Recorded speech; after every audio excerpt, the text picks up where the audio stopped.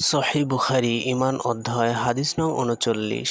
আবু হুরায়রা রাদিয়াল্লাহু তাআলা আনহু থেকে বর্ণিত, নবী করিম সাল্লাল্লাহু আলাইহি ওয়াসাল্লাম বলেছেন, নিশ্চয় দিন সহজ। দিন নিয়ে যে বাড়াবাড়ি করে, দিন তার উপর জয়ী হয়।